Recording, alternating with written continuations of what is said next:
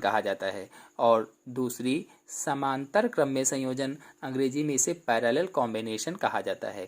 पहले श्रेणी क्रम में संयोजन को समझ लेते हैं।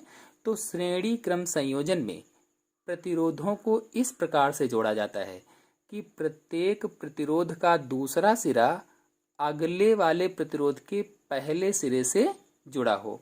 अर्थात इस विधि में जोड़े जाने वाले प्रतिरोधों को उनके सिरे से सिरा मिलाकर जोड़ते हैं। एक का सिरा दूसरे से, इस तरह से सिरे से सिरा मिलाकर जोड़ा जाता है। बता दें कि इस तरह के संयोजन के सभी प्रतिरोधों में एक ही धारा बहती है। यानी जो सभी प्रतिरोध होते हैं श्रेणी क्रम में, उनमें एक ही धारा बहती है। चित्र में देखिए, ए बी और बी सी तथा सी डी प्रतिरोध तार श्रेणी क्रम में जुड़े हैं। यानी 3 प्रतिरोध तार हैं, ए बी, बी सी और सी डी। इनको श्रेणी क्रम में जोड़ा गया है, जिनके प्रतिरोध क्रमशः, इनके प्रतिरोध क्या हैं, R1, R2 और R3 हैं। इनके सिरों पर विभवांतर V है। मतलब संयोग के सिरों पर बैटरी द्वारा लगाया गया विभवांतर V है, तो इसलिए इनके सिरों पर विभवांतर क्या होगा, V होगा। चलिए अब श्रेणी क्रम में जुड़े इन प्रतिरोधों के तुल्य प्रतिरोध का मान ज्ञात कर लेते हैं। माना इन तीनों प्रतिरोधों में धारा I प्रवाहित हो रही है। ये हम मान लेते हैं कि इन तीनों प्रतिरोधों में धारा I प्रवाहित हो रही है और प्रतिरोधों के सिरों पर विभवांतर क्रमशः V1, V2 और V3 है। तो ओम के नियम के अनुसार प्रतिरोध R1 के सिरों पर विभवांतर V1 बराबर IR1। फिर प्रतिरोध R2 के सिरों पर विभवांतर V2 बराबर IR2। ऐसे ही प्रतिरोध R3 के सिरों पर विभवांतर V3 बराबर IR3। अब कुल मिलाकर कुल विभवांतर कितना होगा, V। तो V बराबर V1 plus V2 plus V3। अगर ये हम निकालेंगे तो कुल विभवांतर निकल आएगा। इसमें हम V1, V2 और V3 का मान रख देते हैं। तो मान रखने पर V बराबर IR1 plus IR2 plus IR3। क्योंकि V1 का मान IR1 था, V2 का मान IR2 था और V3 का मान IR3 था, तो हमने V1 plus V2 plus V3 की जगह पर इनके मान रख दिए। अब इसमें I को कॉमन ले लेते हैं, क्योंकि I तीनों में है इसलिए I को कॉमन ले लिया जाए। तो V बराबर I और ब्रैकेट में बचेगा R1 plus R2 plus R3। इसे समीकरण 1 मान लेते हैं। यदि संयोग का तुल्य प्रतिरोध R हो तो, अब आगे बढ़ने से पहले ये जान लेते हैं कि तुल्य प्रतिरोध क्या होता है। तो तुल्य प्रतिरोध वह प्रतिरोध है जिसे यदि जुड़े हुए प्रतिरोधों के स्थान पर लगा दें तो विद्युत धारा पर कोई भी प्रभाव नहीं पड़ेगा। मतलब तुल्य प्रतिरोध ऐसा प्रतिरोध होता है जो प्रतिरोध जुड़े हुए हैं, अगर उनके स्थान पर लगा दिया जाए तो विद्युत धारा के परिपथ पर कोई भी, यानी परिपथ की धारा पर कोई भी प्रभाव नहीं पड़ेगा। मतलब यदि तुल्य प्रतिरोध R को जुड़े हुए प्रतिरोधों R1, R2 और R3 की जगह पर लगाया जाएगा तो धारा पर कोई प्रभाव नहीं पड़ेगा। अब हम समीकरण 1 में R1, R2 और R3 की जगह पर R लिख सकते हैं। तो V बराबर IR, इसे समीकरण 2 मान लेते हैं। अब समीकरण 1 और 2 की तुलना करने पर तो देखिए समीकरण 2 में V बराबर IR है। अब यह मान समीकरण 1 में V के स्थान पर रख देते हैं। तो IR बराबर I और ब्रैकेट में होगा R1 plus R2 plus R3, bracket close हो जाएगा मान रखने पर। यानी V बराबर IR था तो V का मान IR हुआ, IR हमने V के जगह पर रख दिया तो ये आया। अब देखिए I दोनों तरफ है, यानी इसीलिए ये कट जाएगा तो बचेगा आई कट गया तो बचेगा R बराबर R1 plus R2 plus R3। अतः श्रेणी क्रम में जुड़े प्रतिरोधों का तुल्य प्रतिरोध उन प्रतिरोधों के योग के बराबर होता है। ये हुआ श्रेणी क्रम का नियम। बता दें कि श्रेणी क्रम में सभी प्रतिरोधों में एक ही धारा बहती है, अभी मैंने पहले बताया था। अतः यदि एक प्रतिरोध टूट जाए तो सभी प्रतिरोधों में धारा का बहना रुक जाता है, क्योंकि श्रेणी क्रम के सभी प्रतिरोधों में एक ही धारा बहती है। अब अगर एक प्रतिरोध टूट जाता है तो सभी प्रतिरोधों में धारा का बहना रुक जाएगा। तो श्रेणी क्रम में विभिन्न प्रतिरोधों के बीच विभवांतर भिन्न भिन्न होता है। जो अलग अलग प्रतिरोध होते हैं उनके बीच में जो विभवांतर होता है वो अलग अलग होता है। चलिए अब जानते हैं कि समांतर क्रम में प्रतिरोधों का संयोजन कैसे होता है।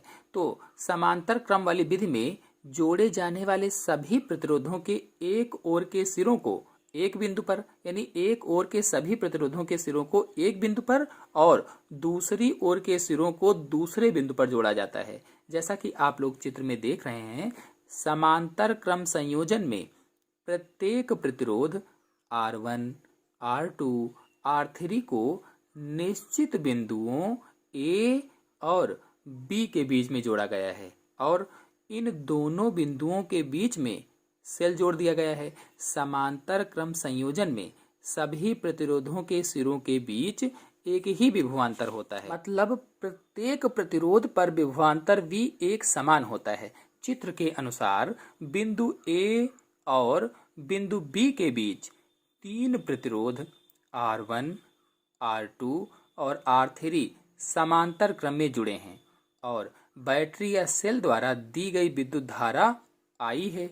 अब देखिए, बिंदु A पर धारा तीन भागों में बटी है। जो बिंदु A है इसमें धारा तीन भागों में बटी है। माना प्रतिरोधों R1, R2 और R3 में क्रमशः I1, I2 और I3 धारा बहती है और सिरों के बीच विभवांतर V है। तो प्रतिरोध R1 में धारा I1 बराबर V अपान R1, ये धारा हो जाएगी। और फिर प्रतिरोध R2 में धारा I2 बराबर V अपान R2, ये प्रतिरोध R2 में हो जाएगा। और फिर प्रतिरोध R3 में धारा I3 बराबर V अपान R3 हो जाएगा। तो R1 में धारा I1 बराबर V अपान R1, प्रतिरोध R2 में धारा I2 बराबर V अपान R2 और प्रतिरोध R3 में धारा I3 बराबर V अपान R3।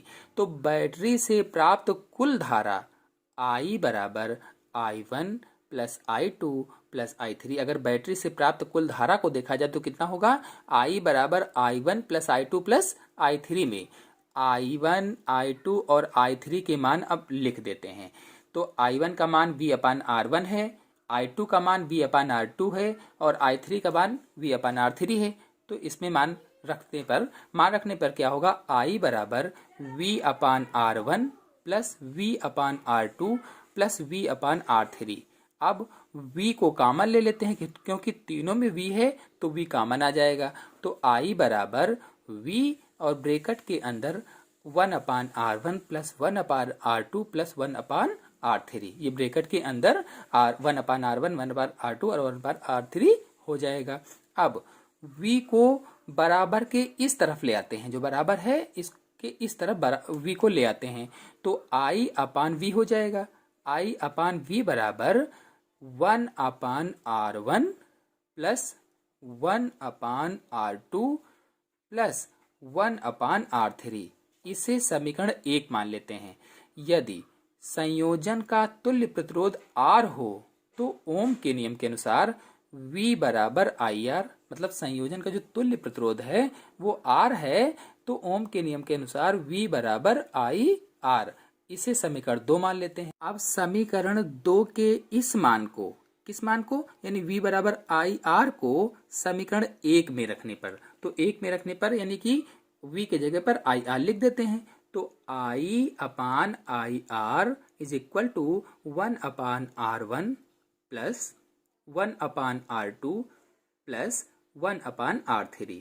अब देखिए आई ऊपर है और आई नीचे है, आई आई कट जाएगा, तो 1/r is equal to 1/r1 plus 1/r2 plus 1/r3। तो ये हो गया समांतर क्रम का संयोजन। अतः समांतर क्रम में तुल्य प्रतिरोध का व्युत्क्रम जोड़े गए प्रतिरोधों के व्युत्क्रमों के योग के बराबर होता है।